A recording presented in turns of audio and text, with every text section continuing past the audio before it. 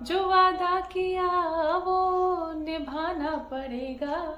जी हाँ, मैंने आपसे वादा किया था कि मैं ग्रेजुएटी पर एक डिटेल वीडियो लेके आऊंगी, वो भी उन फैक्ट्स के साथ जिनके बारे में आमतौर पर लोगों को डाउट्स होता है। अब ग्रेजुएटी का मतलब मैं इमेजिन कर रही हूँ, अज्यूम कर रही हूँ कि आपको पता होगा, लेकिन फिर भी अगर बोल चाल की भाषा में बोलूं तो ग्रेजुएटी ये समझ लीजिए कि लॉयल्टी का रिवार्ड जो होता है उसको बोलते हैं ग्रेजुएटी। कॉर्पोरेट वर्ल्ड में जब आप किसी कंपनी के साथ मिनिमम 5 साल का टाइम स्पेंड कर लेते हैं, उसके बाद में कंपनी आपको एक तरह का बोनस देती है, और वही बोनस जो होता है ग्रेजुएटी कहलाता है। ग्रेजुएटी निकालने का फॉर्मूला बहुत सिंपल है। एक साल जब आप कंपनी के साथ स्पेंड कर लेते हैं तो हर साल के हिसाब से 15 दिन की सैलरी जुड़ती है। अब ये सैलरी जो होती है, जब हम कह रहे हैं सैलरी जुड़ती है 15 दिन की, तो ये आपकी बेसिक सैलरी होती है। इसका फॉर्मूला होता है जितने साल आपने कंपनी के साथ स्पेंड किए, 5 साल तो मिनिमम करने ही पड़ेंगे, तो उसके बाद में बेसिक सैलरी जो 10 महीने आखिरी आपने कंपनी के साथ स्पेंड किए, उन दिनों में आपने जो सैलरी ली है उस वक्त उसका एवरेज निकाला जाता है, वो होता है, और उसके बाद में होता है 15/26। ये है इसका फॉर्मूला। आपको डिस्क्रिप्शन बॉक्स में भी मैं दे दूंगी, आप आराम से देख सकते हैं। आती हूँ उस पॉइंट पे जिसके बारे में हमें आज बात करनी है, जैसे कि डाउट्स। मैंने कहा था कि हम डाउट्स के बारे में बात करेंगे, तो वही करते। सबसे पहला डाउट होता है लोगों को कि कई बार की कुछ कंपनियां जो होती हैं वो ग्रेजुएटी एक्ट के तहत रजिस्टर होती हैं, और वहीं कुछ कंपनियां जो होती हैं वो ग्रेजुएटी एक्ट के तहत रजिस्टर नहीं होती। जो रजिस्टर नहीं होती उनके एम्प्लॉयज को हमेशा इस बात का डर लगा रहता है कि पता नहीं उन्हें ग्रेजुएटी मिलेगी भी या नहीं मिलेगी। तो बता दूं कि चाहे आपकी कंपनी ग्रेजुएटी एक्ट के तहत रजिस्टर है या नहीं, इस बात से फर्क नहीं पड़ेगा, बस फॉर्मूला बदल जाएगा। जो फॉर्मूला जो कंपनी रजिस्टर होती है वो 15/26 लगाती हैं, जो नहीं रजिस्टर होती हैं वो इसमें 15/30 के फॉर्मूले का इस्तेमाल करती हैं। आई होप अब आपका ये डर निकल गया होगा कि ग्रेजुएटी मिलेगी या नहीं मिलेगी।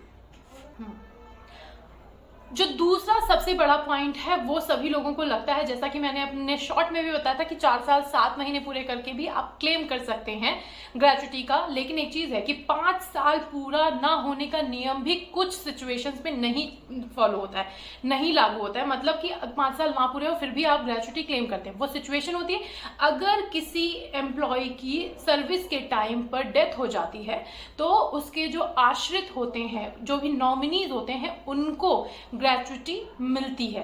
उस कंडीशन में 5 साल पूरे करने की जरूरत नहीं।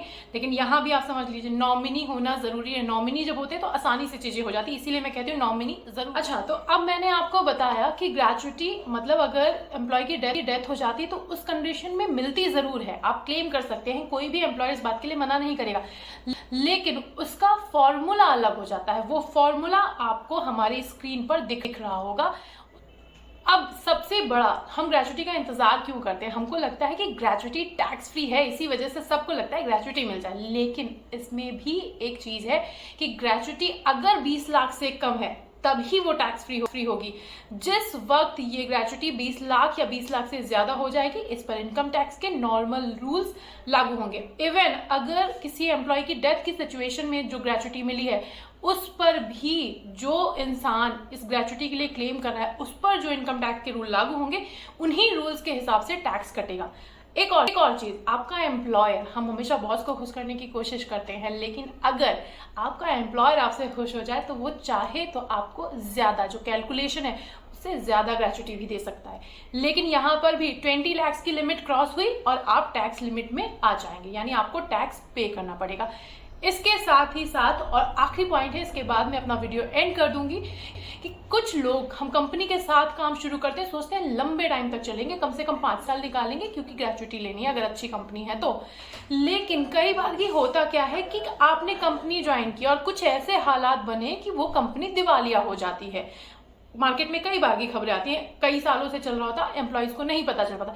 ऐसे में आपको क्या डर लगता है कि अब मेरा क्या होगा? ग्रेजुएटी तो छोड़ो, सैलरी, पीएफ, इन सब का क्या होगा?